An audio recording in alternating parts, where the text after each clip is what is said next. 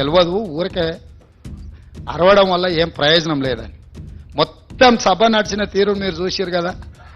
బాబామర్దుల తాపత్రయం తప్ప ఒక్క సభ్యుడన్నా లేచి వీళ్ళు మాట్లాడుతున్న దాన్ని సమర్థించినరా? శాసనసభలో జరిగిన చర్చలన్నీ తీసుకోరు.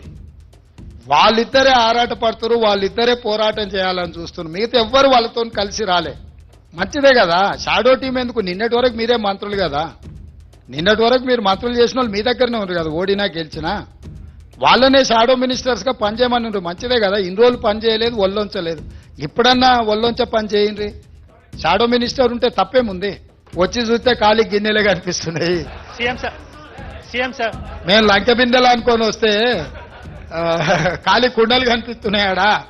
ఇక దాన్ని అంతా సర్దిద్దాలి సంసారం. ఇప్పుడు వాటన్నిటిని పర్యవేక్షణ ఇస్తూనే ఉన్నాం. ఇప్పుడు ఏమీ లేదు అక్కడ. సార్ గారు అంతా ఊడ్చిపెట్టిపోయిండ్రు, తూడ్చిపెట్టిండు. ఊడవడమే కాకుండా చాలా డ్రైగా ఉన్నది.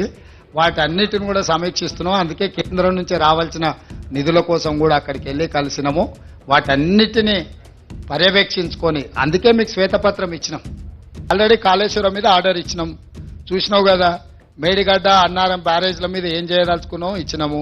అదేవిధంగా ఛత్తీస్గఢ్ది యాదాద్రి భద్రాద్రి మీద కూడా ఆర్డర్ ఇచ్చినాము.